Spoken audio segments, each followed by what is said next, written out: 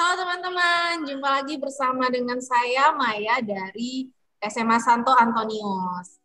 Saya mau mewawancarai salah satu alumni dari kampus favorit yang biasanya diidam-idamkan sama anak-anak Antonius nih.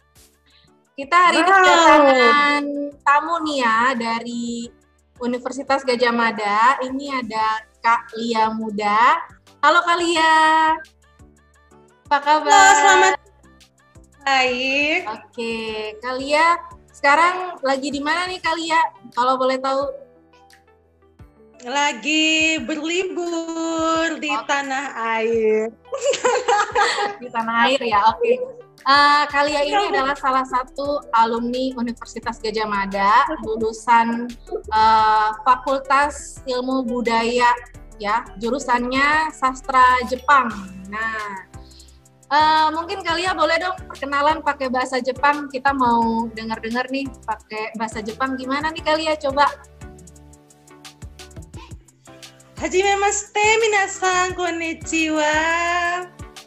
Watashi wa Lia desu. Dozo yoroshiku onegai shimasu. Minasan o genki desu.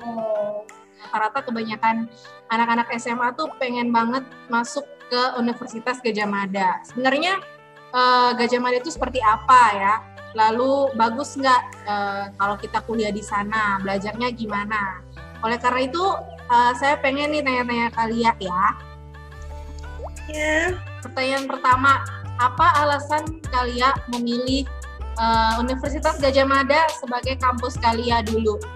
Sebenarnya dulu waktu saya SMA itu Gadjah Mada itu sangat puas sekali ya di SMA 1. Bukankah seperti itu Maya Muda sebagai alumni SMA 1?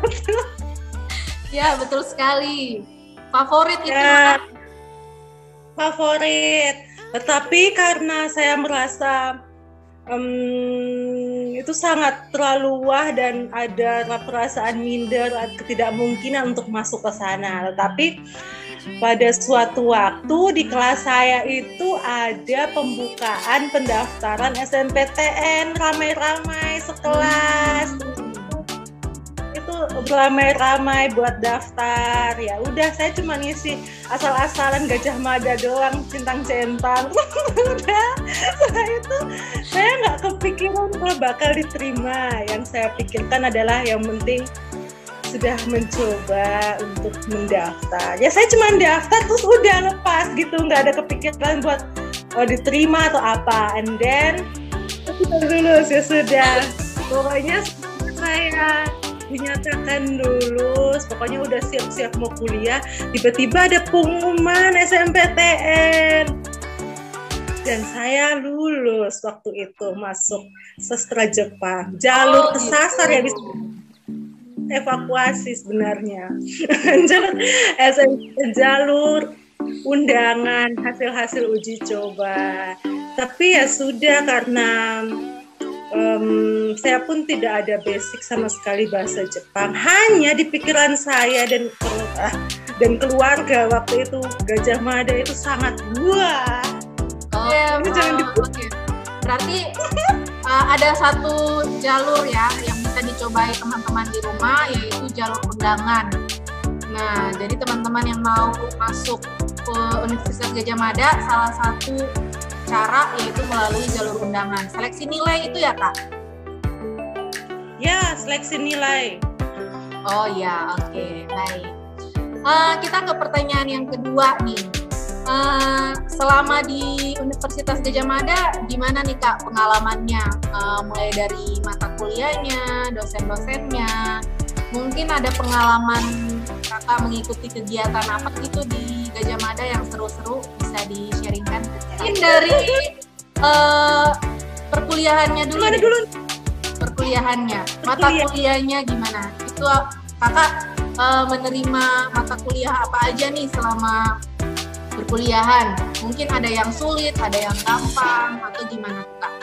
Ini saya masuk sastra Jepang itu kan karena kebetulan ya teman-teman ya, bukan ada dasar saya mau dari awal, tapi karena kebetulan dan juga basic saya sangat nol, sama sekali tidak tahu bahasa Jepang sama sekali, tapi pakai jalur uji nekat. ke sana, Neko di luar. Neko sabar ya. Neko di luar. Dan saya masuk UGM yang nggak gitu. Paham nggak nguk-nguk? Wah, apa Kak? Nggak ngerti. Nggak ngerti, tapi saya bukan satu-satunya manusia yang baru dari nol di kelas itu. Banyak, masih ada teman-teman lain juga yang juga sama ya. Bahkan ada yang salah jurusan itu juga sangat banyak loh sebenarnya di sastra Jepang itu. Ada yang sebenarnya pengen masuk Visipol, tapi kemudian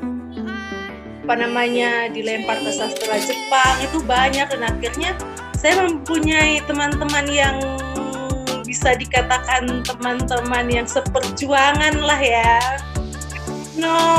Tetapi sastra Jepang itu kan kita nggak masuk awal langsung bahas, pokoknya langsung ngomong, walaupun dosennya ketika kita masuk langsung ngomong bahasa Jepang full tanpa ampun mereka. Hanya kita benar-benar diajarkan dari awal, huruf segala macam, benar-benar seperti anak TK ya, Bu Maya. Benar anak TK yang belajar huruf, terus angka-angka, seperti itu. Ya, kesulitannya ya itu, karena mulai dari nol dan juga semacam ada kesenjangan antara mahasiswa yang benar-benar dari nol, dan ada juga kan mahasiswa yang pintar kan, yang sudah ada basicnya.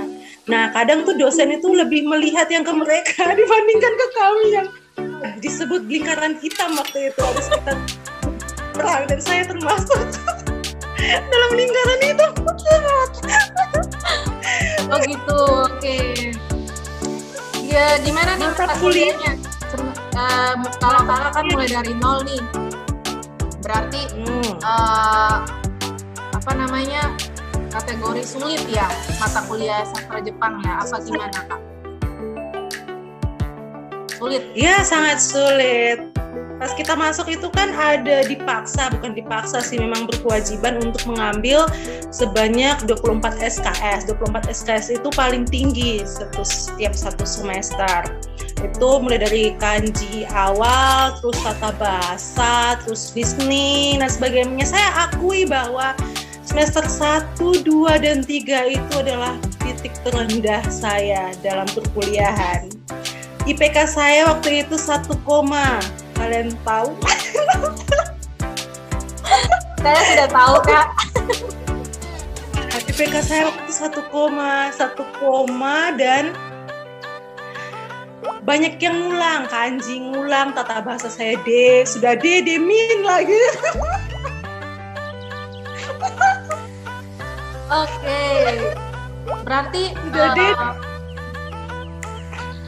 Gimana tuh cara kakak biar memperbaiki IPK yang jatuh waktu itu, sempat terjatuh? Itu saya diancam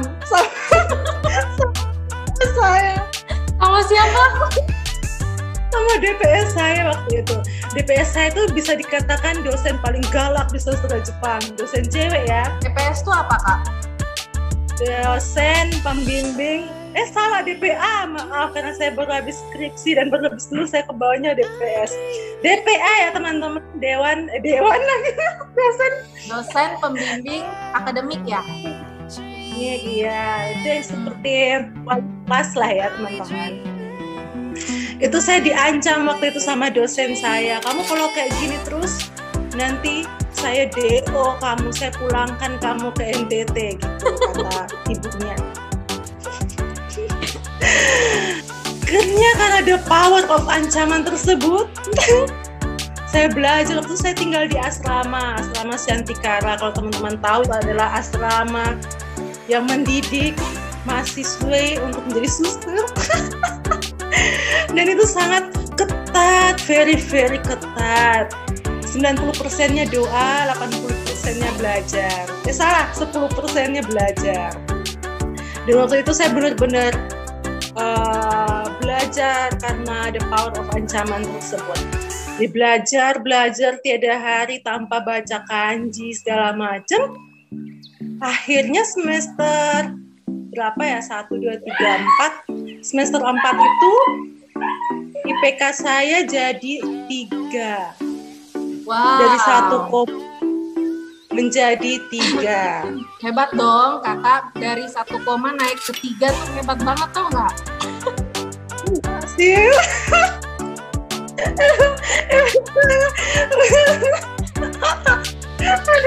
Oke.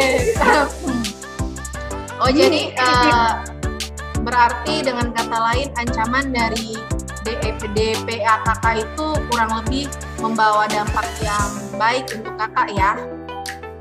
Ya tergantung kitanya aja sih bagaimana mau mengelola ancaman-ancaman tersebut. Oke. Nah, pertanyaan berikut nih masih berkaitan dengan proses perkuliahan di UGM. Saya dengar-dengar kakak pernah ikut BEM ya, organisasi ya?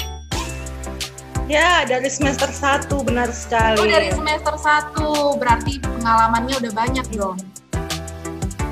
Iya. Nah, bisa dong kakak bagi-bagi pengalaman ke adik-adik di luar sana. Sebenarnya fungsi dari kita masuk BEM itu apa? Nah, apakah ada kegunaannya kita masuk BEM? Terus apa saja sih yang kita dapat selama kita berorganisasi di kampus gitu loh kak? Mungkin bisa sharing-sharing ke adik-adik semua. Apa tujuan BEM itu? BEM itu mempunyai tujuan apa BEM sebenarnya? Tujuan BEM sebenarnya itu ya tergantung kita pribadi mau masuk organisasi untuk apa. Karena banyak orang yang pengen, saya mau masuk ini cuma pengen dapat relasi, terus ada juga yang pengen masuk organisasi itu karena ingin nambah CV buat nanti lamar kerja. Kan orang bisa lihat kan, wih dari BEM nih langsung diterima misalnya gitu, tanpa lihat kualitas orangnya seperti apa. Terus ada juga yang pengen mencari semacam yang suka politik kampus, pengen belajar gitu kan ya, pengen menjadi gimana sih rasanya menjadi pemimpin segala macam itu kan, dia belajar lewat BEM. Udah waktu itu saya masuk BEM itu semester 1 karena apa ya? Ini alasan yang sebenar-benarnya atau alasan yang yang sebenar-benarnya? Yang sebenar-benarnya dong kak. Sebenarnya waktu itu saya melihat, waktu saya ospek ya, saya lihat orasinya Presma UGM. Siapa tuh kak waktu itu Presmanya kak? Ya, Presmanya waktu itu ganteng sekali dan orasinya sangat berapi-api. Dari situ saya ingin masuk BEM. Itu alasan yang menurut saya itu alasan ngawur aja ya. Tapi di balik itu ada alasan tersendiri saya masuk BEM. Saya ingin mencari banyak hal di sana. Kakak, saya ingin menjelaskan kepada teman-teman dulu apa itu BEM gitu. Biar teman-teman kalau nanti mau masuk kuliah pengen ikut organisasi ini itu nggak asal masuk gitu loh. Jadi ada gambarannya tentang BEM itu apa. Jadi BEM itu bisa dikatakan kalau di dalam kampus itu organisasi kemahasiswaan tertinggi ya, Bu Maya ya. Kalau di SMA kan kita punya ospek ya, ospek lagi OSIS ya. OSIS. Nah, di SMA itu kita punya OSIS. Terus kalau di kampus itu kita punya BEM, tetapi dengan fungsi yang lebih ke setara dengan pemerintahan negara, paham nggak? Kalau negara kan kita punya sistem pemerintahan kan, nah di BEM itu di kampus itu juga kayak gitu, dan fungsinya itu dipegang oleh BEM. Tapi tergantung masing-masing dari kampus sih. Kalau ada kampus yang memang menerapkan kalau BEM-nya mereka itu semacam apa ya, lembaga untuk menampung kayak lembaga yang semacam OSIS di sekolah. Tetapi ada yang semacam kampus saya UGM itu, BEM itu fungsinya itu sebagai ibaratkan di negara tuh lembaga eksekutifnya gitu loh. Jadi dia menampung aspirasi mahasiswa terkait dengan UKT misalnya, uang kuliah dari mahasiswa, ada yang pengen uang kuliahnya diturunin segala macam, itu kan bisa ngurusnya lewat BEM, ataupun kegelisahan mahasiswa terkait kampusnya seperti apa, itu bisa disuarakan melalui BEM. Itu salah satu fungsi BEM. Tetapi di BEM itu kan juga ada kayak semacam banyak divisi, termasuk mereka yang ngatur-ngatur acara di kampus itu juga dari BEM. Kalau misalnya kalian pengen mencari relasi yang otaknya cemerlang, atau otaknya cemerlang ya, pengen diskusi kayak gitu, boleh masuk BEM. Kalau pengen belajar tentang begini loh rasanya menjalani duduk di bangku pemerintahan itu kayak gimana, pokoknya menjalani politik kampus itu seperti apa, masuklah ke BEM, seperti itu. Begitu Bu Maya. Saya masuk, sabar, saya masih cerita.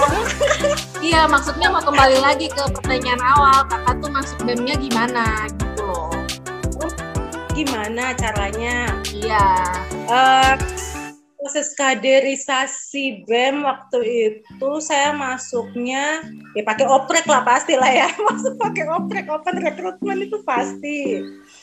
Dan ketika saya masuk itu banyak sekali syaratnya. Tapi kan biasa lah ya, mahasiswa baru, apapun yang ditawarkan tuh pasti pengen masuk. Aku mau ini, aku mau itu. Ya udah, akhirnya aku memutuskan untuk ikut gabung ke BEM, daftar, seleksinya tuh sangat ketat. Waktu itu seleksinya apa ya? Bedah buku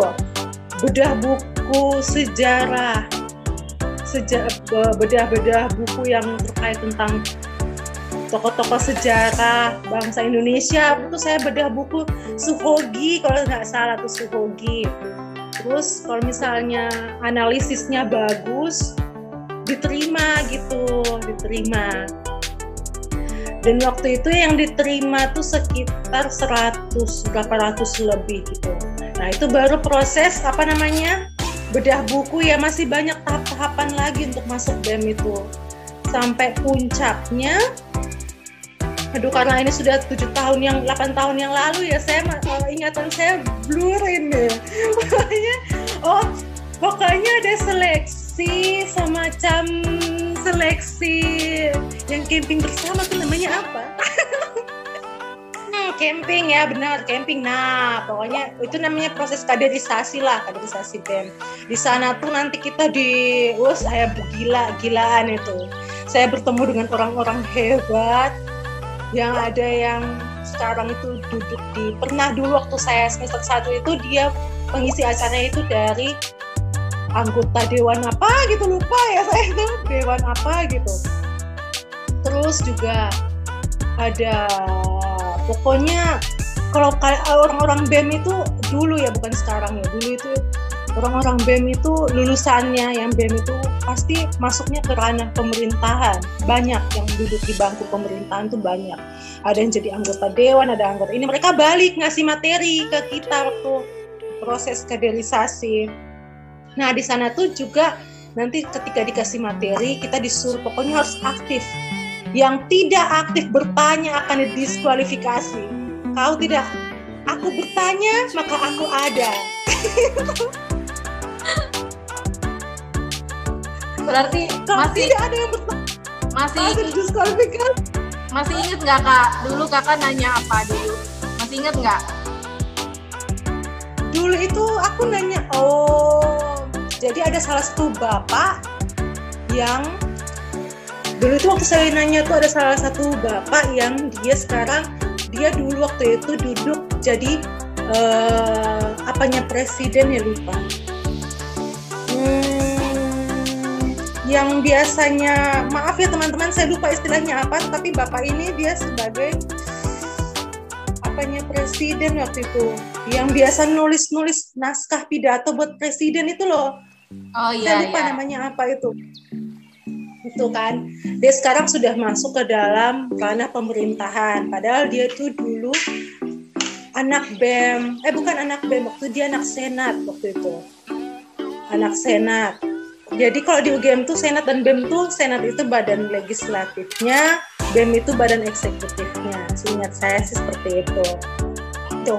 Dan waktu itu kan Bapak ini ketika dia sudah duduk di kursi pemerintahan, otomatis dia akan ikut kan, apa kata presiden, apa kata apa, dia ikut-ikut gitu kan ya. Nah sedangkan kalau basicnya dia dari organisasi kemahasiswaan seperti BEM yang apa segala macam, senat yang selalu mengkritik jalan kerjanya pemerintah, selalu mengkritik jalan kerjanya pemerintah. Jadi waktu itu saya bertanya, Bapak ini kan sudah duduk ke sini, apakah pemikiran rebel di dalam otak yang terbawa dari BEM itu masih ada ke diri Bapak setelah Bapak itu duduk di kursi pemerintahan Indonesia? Itu sih yang saya ingat pertanyaannya, tapi jawabannya saya sudah lupa ya, maaf ya. Saya hanya ingat pertanyaannya saja. Oke, mantep ya Kak pengalaman organisasi. Pernah nggak keluar kota gitu Kak selama bergabung dengan BEM? Dulu hampir sih, waktu saya ingat itu pernah ada demo besar di Jakarta. Demo apa tahun 2014 atau 15 ya, sekitaran itu tahun itu cuman karena saya sakit akhirnya saya batal. Terus ada lagi dari kampus itu mengutus saya dan beberapa kan di kampus itu ada kelompok bidik misi mahasiswa kan. Jadi kami anggota BEM itu disuruh buat ngecek apakah benar orang ini layak untuk menerima bidik misi atau tidak. Jadi kami itu kayak disuruh buat ngecek rumahnya, wawancara orang tuanya seperti apa gitu. Tapi karena lokasinya sangat di atas perbukitan, akhirnya saya berpura-pura sakit.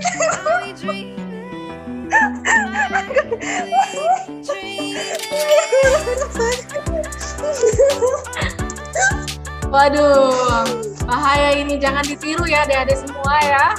Ini jangan ditiru kakaknya nih. Oke. Sabar Bu. Mati. Kameranya mati Kak. Gimana cara menyalakannya? Oke. Nah, selanjutnya nih Kak, di sastra Jepang ada KKN-nya juga kan? Nah, kalau nggak salah dulu KKN-nya di luar pulau ya Kak? Kalau saya nggak salah di luar negeri. Ya, saya waktu itu KKN di Maluku Tenggara di Dulah Laut. Maluku Tenggara. Kenapa jauh banget tuh Kak? Apa nggak ada yang deket-deket? Jadi ceritanya sangat panjang loh. Kalian mau denger nggak? Ya mungkin dipersingkat aja Kak. Biar mungkin gimana caranya sampai bisa mendapat lokasi sejauh itu. Terus apa saja sih pengalaman selama di Maluku, kegiatan-kegiatan positif apa yang Kakak dan teman-teman satu kampus ngelakuin di sana buat masyarakat sekitar misalnya? Jadi kan UGM itu ada KKN ada wajib, bukan wajib, iya wajib. KKN luar Jawa dan KKN dalam Jawa. Tuh. Kalau KKN luar Jawa itu pasti dibiayain oleh kampus. Semua KKN pasti dibiayain oleh kampus. Waktu itu memang pilihan kami mau di Jawa dan biasanya itu pakai sistem proposal gitu loh. Jadi kita masukin ke rektorat, apakah rektorat menyetujui KKN kami segala macam dengan program yang bisa program yang benar-benar program ya, bukan cuma asal nulis saya pengen jalan-jalan segala macam, itu pasti ditolak. Jadi kami waktu itu buat program tipu-tipu Mbak. Saya bisa keluar Jawa. Jangan ditiru ya. Waktu itu karena program kami bawa-bawa pariwisata dan karena Maluku itu sangat kental dengan pariwisata juga, akhirnya disetujui oleh rektor. Akhirnya kami berangkat ke sana. 25 orang berangkat ke Maluku Tenggara gitu. Terus apa lagi pertanyaannya? Selama di sana apa saja sih kegiatannya? Kegiatan-kegiatan yang kakak dan tim ngelakuin di sana? Banyak sih kegiatannya, tergantung fakultasmu apa. Kalau saya kan Fakultas Ilmu Budaya, orang-orang dari Ilmu Budaya kami biasanya ngajar. Waktu itu saya ngajar bahasa Jepang, terus buat taman bacaan di sana, buat perpustakaan kecil-kecilan di desa. Terus ada yang teman-teman saya dari teknik, biasanya mereka bikin itu gerobak sampah, terus listrik, pokoknya gerobak sampah, listrik. Itu dari teman-teman teknik, pokoknya sesuai dengan bidang yang mereka sudah pelajari di kampus. Terus ada lagi kami dari anak-anak sosial yang seperti FIB, Ilmu Budaya, Fisipol, Psikologi, Filsafat dan sebagainya, itu ya paling ujung-ujungnya ngajar. Kita ngajar di sana, ngajar. Itu yang terus potong-potong katanya bikin perpustakaan itu benar nggak, Kak? Ya benar, saya yang bikin. Tapi nggak tahu itu buku-bukunya sudah di mana sekarang. Buku ini kerjasama sebelum berangkat kami kerjasama dengan penerbit di sini, yang dari Erlangga segala macam. Kami kerjasama, nanti mereka bantu beberapa buku dikirimkan ke Maluku. Ini yang di sana ya tinggal bangun perpustakaannya aja. Just like that. Banyaklah pengalaman KKN tuh, termasuk kita bisa tahu ternyata daerah sini tuh begini, sangat masih banyak daerah-daerah yang sangat terbelakang ya dalam hal pendidikan, terus juga budayanya juga. Pendidikan yang paling terutama di sana tuh SD cuma 1 ternyata, SMP 1, SMA 1. Di daerah apa pun kalau misalnya daerah Dulah Laut, Maluku Utara. Maluku Tenggara, Dulah Laut Tenggara. Oh, gitu. Yes. Walah, berarti susah dong kalau tinggal di sana ya, harus rebutan sekolahnya gitu ya, Kak? Harus rebutan. Kalau yang nggak mau sekolah ya kebanyakan mereka juga males sekolah di sana. Orang gurunya juga dikit. Okay. Gurunya itu kadang di kota berangkat naik kapal kecil itu loh di sana. Berarti ini juga merupakan salah satu masalah yang kakak dan tim temukan selama KKN di sana, yaitu diantaranya masalah pendidikan ya, bagaimana anak-anak di sana kesulitan mendapatkan sekolah karena jumlah sekolahnya cuma 1 per tingkat. Bukan cuma berdaya alam juga, kayak air bersih pun tuh kurang. Terus sampah mereka masih buang ke laut kan, makanya kami kemarin ada program bank sampah, dari gerobak sampah gitu ya, kerjasama dengan pemerintah di sana buat gerobak sampah, biar nanti sampah-sampahnya itu ditimbun aja gitu, dikubur gitu, jadi nggak mengotori atau mencemari laut. Bagus sekali ya kegiatan kalian bersama tim dari Fakultas Ilmu Budaya yang mengadakan KKN di daerah Dulah Laut ya, di Maluku Tenggara. Pertanyaan selanjutnya nih, Kak. Nah, Gimana sih kehidupan kampus UGM itu? Gimana sih teman-temannya, dosen-dosennya? Itu gimana tuh, Kak? Gimana ini maksudnya gimana? Ya, menurut Kakak, apakah atmosfernya bagus untuk kita sebagai mahasiswa belajar di sana? Ataukah punya tantangan tersendiri yang harus kita hadapi? Tantangan tersendiri ya karena itu adalah kampus nomor 1 ya, jadi bikin beban juga sebenarnya sih. Ketika kita keluar dari kampus misalnya ya, orang tanya dari mana, dan juga, wih, pasti wah, padahal nggak tahu aslinya seperti ini. Bukan cuma, kayaknya semua anak UGM merasakan hal seperti itu ya. Jadi jangan, itu beban yang sangat berat, memikul beban di bahu, memikul nama UGM itu sangat berat sebenarnya. Kita tuh banyak tuntutan, kita harus salah dikit yang diprotes, bukan mereka memprotes kenapa anak ini tidak bisa belajar, kenapa anak ini tidak bisa ini segala macam, berarti ada salah didikan segala macam. Enggak, ketika kita salah yang diprotes tuh kamu tuh malu-maluin, ini akreditasi bisa turun, ini UGM loh, ini. Jadi begitu, jadi kayak kita tuh benar-benar didorong untuk menjaga nama baik UGM itu sendiri. Tapi gimana nih Anda sendiri menghadapi situasi kayak gitu nih? Apa Anda di UGM itu punya teman-teman yang juga merasakan hal seperti Anda, atau apakah ya? Kayaknya bukan cuma saya, tapi banyak yang merasakan hal seperti itu juga. Dituntut untuk menjaga nama baik kampus itu adalah hal yang sangat bikin beban kemana-mana ya. Okay. Makanya itu saya tapi banyak juga yang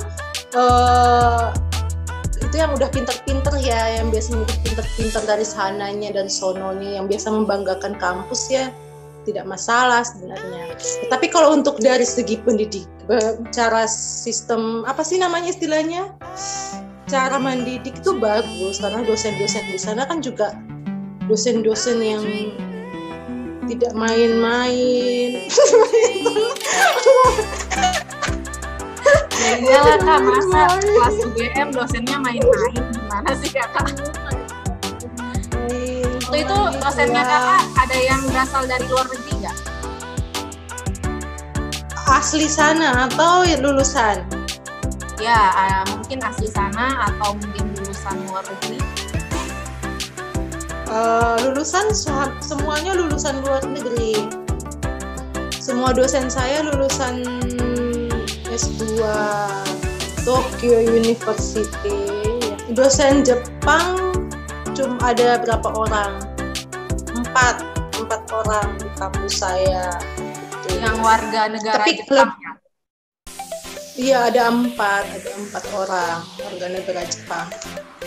Dan dosennya udah tua-tua. Tapi dibandingkan fakultas-fakultas yang lain, karena kami itu sastra Jepang ya, jadi semacam nilai-nilai Jepang itu harus ada gitu loh di jurusan kami itu. Paham tidak? Itu pasti akan dibawa kamu itu sastra Jepang, orang Jepang tuh gini. Oh gitu. Ya iya aja daripada budaya Jepang. Iya benar. Selama perkuliahan itu sepenuhnya menggunakan bahasa Jepang atau bisa diselip-selipin bahasa Indonesia?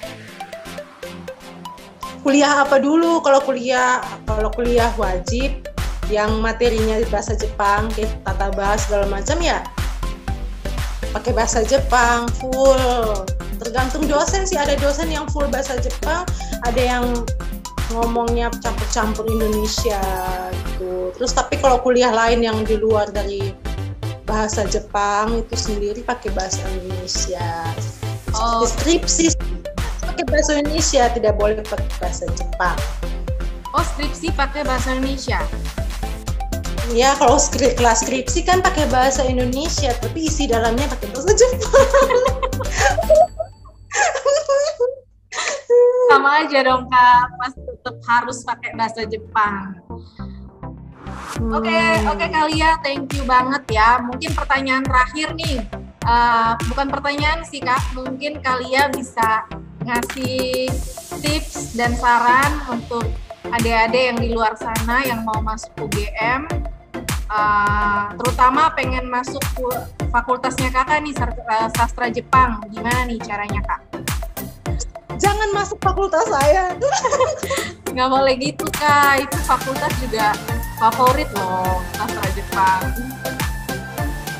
Tapi saya akui fakultas saya itu adalah fakultas tersantuy. Kalau misalnya kalian pengen yang santuy-santuy, masuklah sastra, bukan sastra Jepang, masuklah fakultas saya. Gitu. Di sana tuh enak kok, kayak kita ilmu budaya, kita memanusiakan, bukan berarti fakultas lain tidak memanusiakan ya, hanya lebih santai dalam misalnya dalam berpikir, terus dalam berbusana, dalam segala hal itu kita sangat santai di fakultas saya.